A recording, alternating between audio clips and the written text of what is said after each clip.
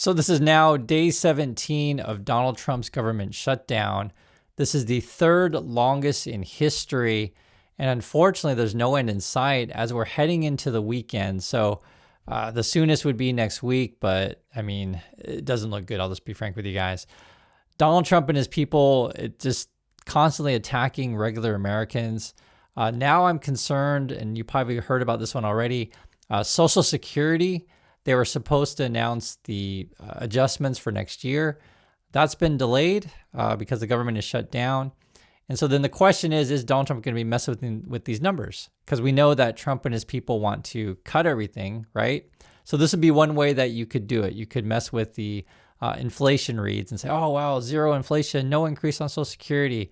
I don't even think Trump is stupid enough to mess with this, but honestly, you never know, because he is stupid enough to, if the numbers come out bad, he fires said people right over at the BLS, and then tries to appoint a lackey. The lackey was so bad that they just withdrew that nomination, and I haven't heard of anyone else that's going to step in. And then you got like crap where, hey, I'm going to have my Social Security person run the IRS, and I'm going to call them CEO of the IRS. So I mean, it's like all this stuff is like wacky every day. If you touch Social Security, though, you're really in a world of anger among Americans. But I just want to keep you guys informed of what to look for. So hopefully, I heard October 26th they'll announce an adjustment to what's the COLA going to be, right? Cost of living adjustment. I'll let you guys know when we get the update on that. But things are really ugly out there. I'm just being frank with you guys. It's frustrating for me because it's obvious that Trump doesn't care about regular people. It's obvious. He's still partying it up while regular people are struggling with food costs. So this is a real thing. Food stamp funds to dry up if shutdown persists. This is coming from the USDA, and here's a quote from them. Many people have been asking about this. It appears to be this is actually real. The U.S. Agriculture Department is warning states that funding for food stamps will run out next month if the partial government shutdown continues. So we're talking about not having enough money to help people with food in the United States. That's what we're talking about. People receiving food aid through the Supplemental Nutrition Assistance Program, so it's also SNAP, will get benefits through the current month. Okay, so that's, I guess, is now. USDA said in an October 10th letter, so just a few days ago, and here's a quote here. However, if the current lapse in the appropriations continues, there will be insufficient funds to pay full November SNAP benefits for approximately 42 million individuals across the nation. 42 million people we're talking about, right? And it would also include their families as well are connected to this, so the number is probably bigger than that. But insufficient funds to pay. That's the message you'd get from the government. Insufficient funds. It's crazy.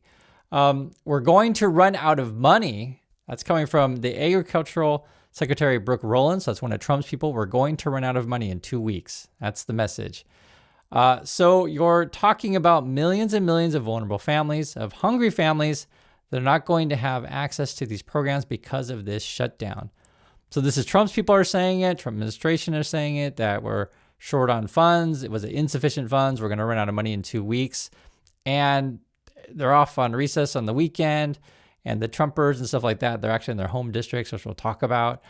It's gotten so bad that many workers, right, are going to work without pay. Air traffic controllers are considered essential workers, so they have to work without pay. And then you got the pilots sending them free food to say thank you for your doing your job. And I want to highlight this kind of story because even though Trump doesn't care about, fellow people, he just cares about putting money in his pocket, don't think every American is as selfish as Trump. So I do like to see these kind of stories. I don't like to see the story that people aren't getting paid, but do see the stories that pilots understand, hey, we're connected to the air traffic controllers, and hopefully air traffic controllers, if pilots get in trouble, you help each other out. I mean, I think that's what people should do. That's the right thing to do. It's the whole thing is deeply frustrating. And I also want to let you guys know that you're not alone, and not everyone out there is greedy and selfish like Trump. So there's that. But I also want to tell you the reality of the situation. While we don't have enough money in USA, and we're going to run out in 2 weeks, I guess, for food, while pilots are sending air traffic controllers food, we're talking about bailing out Argentina. This is the headline today. U.S. stakes taxpayer money on big Argentina bet. Wow. And it's like, are Americans sitting around the house thinking, what I really want is to help Argentina? I doubt anyone, said no one. Like, who's saying that? Well, I guess Scott Bessent is. Treasury Secretary Scott Bessent, multi-billion-dollar bailout of a serial defaulter, raises the specter of losses for the United States. So basically, Argentina is like that relative, not even a relative, like a friend of a friend of a friend who's always broke, keeps asking you for money, that has a history of not paying people back. And, this is the quote from Bessent. Treasury remains in close communications with Argentina's economic team as they work to make Argentina great again. It's coming from Scott Bessent, right? One of Trump's people. Treasury is monitoring all markets, and we have the capacity to act with flexibility and with force to stabilize Argentina. And we're talking about $20 billion in financing, right? And then we're talking about yet another $20 billion that we're trying to help raise money with private interests or whatever. I know Bessent's got a bunch of hedge fund buddies down there he's trying to bail out. Plus, they're it's so frustrating to talk about this stuff. Like it's so stupid. Plus, Johnson over in the House is like telling the people to stay home. These on the Republican side, and I don't get this. So this is even Fox News, okay? So Fox News reports what's going on, and it's like how can Fox and the Republicans like act like this is positive? Johnson, right? Speaker Johnson here shutters House again in bid to keep shutdown heat on Schumer. So like telling people to stay home, how does that keep heat on the Democrats? I'll read it. Just listen to this. Speaker Mike Johnson, so that's the Republican dude, has once again instructed House lawmakers to remain in their home districts next week. So don't go to D.C., stay home, I guess. And heat in Washington on Senator Majority Leader Chuck Schumer. So I don't get, this is where Fox is trying to spin it here. I just don't get how staying home in your home district when people are worried about their food and Social Security. I don't get Republican strategy here other than they just don't care about people, I guess. This is coming from Fox. A clerk in the House of Representatives announced on Friday that Johnson is designated October 20th through the October 23rd as a, quote, district work period, meaning no votes or House hearings are expected to be held for that time. And then they act like they're putting pressure on the Democrats by staying home. I just, that's their strategy. It's crazy, right? And then you got Trump trying to start a war with Venezuela. Today he's swearing in the White House. No, seriously, if you want to see the videos, see him swearing, you can totally see that. And this is basically what it says. He has offered everything. You're right. You know why? Because he doesn't want to F around with the United States and fire symbol, right? So I guess if you celebrate Trump swearing, you can watch that. Here's the thing about the Venezuela. Two things. So one is the basically commander down there, the top admiral, just stepped down. I think this was like a 4-year appointment. They stepped down early. There's no official word of like necessarily why, but I have a feeling it's because he disagrees with what the Trump people are doing. I don't think it's hard to see. And this has been something of a pattern. Trump and Hegseth basically push out our experienced people, push out our good people, and they just want a bunch of lackeys. That's essentially what it ends up being. And I'm pretty sure there's a lot of people in the armed forces that know what the Trump people are doing is wrong. I'm pretty sure. And the question is, when are people going to say enough's enough, and how is this going to resolve? At the moment, we're hitting more boats in Venezuela. And it's the same with Argentina thing. Is there, how many Americans are sitting at home like, oh, wow, I really want to have a war with Venezuela. And this is like every day on Fox News, they try to convince you that Venezuela is like this big threat. And it's like a joke. I even talking about it, every time I swim with my wife, it's like, USA wants to fight Venezuela. And she's just like, for what, right? I mean, I'm pretty sure that's what most Americans would say. But if you watch Fox News, they try to act like Venezuela is like this massive threat to USA. So we destroyed another boat, and this time we've got survivors. This is the first time.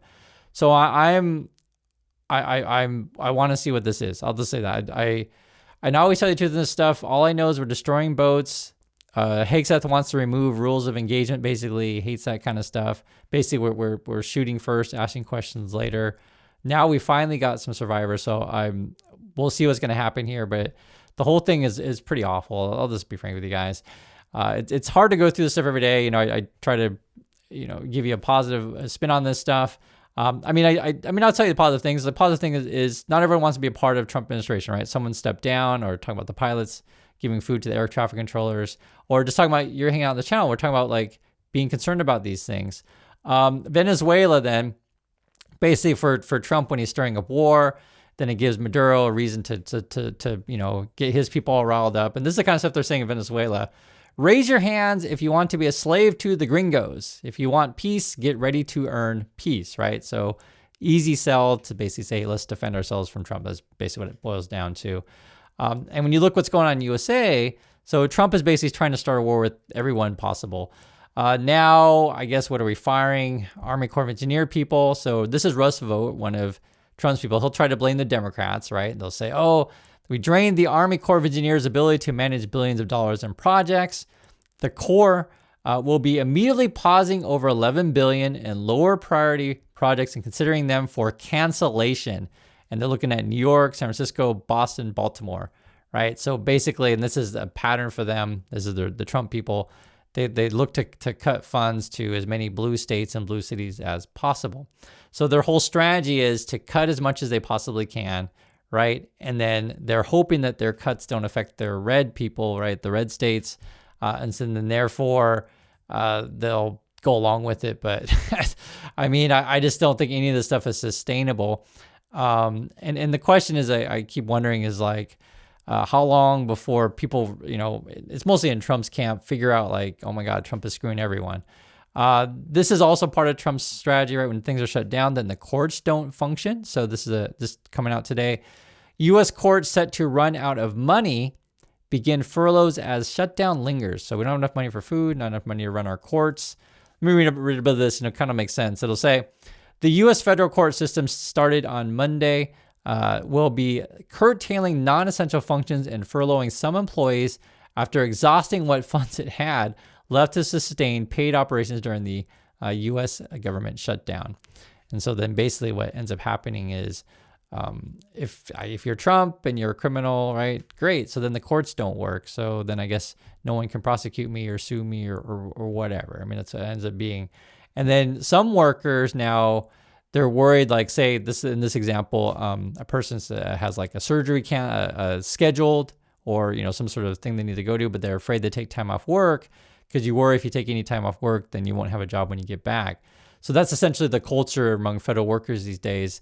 And this is where it's hard to know for sure, because when you read, say, stuff in the right wing, social media space, there's like, oh, I hate workers, fire everyone, et cetera. And you always wonder, is like, are those real Americans writing that stuff, or is that just a bunch of bots? I mean, seriously, because how many, and this is just a sincere question, how many people out there do you guys hang out with? And maybe you know some, but how many people do you hang out with that are like, oh yes, I just really want everyone to be fired. That'll be great for the country. I mean, I just, I just talk to you like a regular person. Like I don't like look around like my fellow, Americans like, oh, I just really want you all to be fired. I think that would be great for everyone. It's bizarre to me, right? Maybe there's a group of people out there like that. Who knows? Maybe they're miserable and want all of us to be miserable together. But I think if we just talk and just give people the truth, people will like, man, this is terrible. So for example, key U.S. nuclear agency to send 80% of the workforce home as shutdown drags on. So that's exactly the people that I don't want to go home, is like people who are, making sure this stuff is safe. I don't think I've seen anything crazy. And in fact, I do want to show you some positive numbers of positive, negative, however you want to look at it. People do see, at least the majority do see that this is Trump and Republicans. So this is coming from CNBC. It says government shutdown blame if there's economic harm. That is the Trump and Republicans' fault, right? Who do independents blame? Republicans, 58%, right? So basically the majority here. And then in the economic harm, 53% are also blaming Republicans. You can see it right there. So this is a losing issue for Trump and his people. It's crazy that they're dragging this out. And then you look at the various issues. So be it the border, deportations, foreign policy, tariffs, inflation, cost of living. So the only thing that Trump is positive on, that would be the blue in October, would be the border. Everything else he's negative on, actually.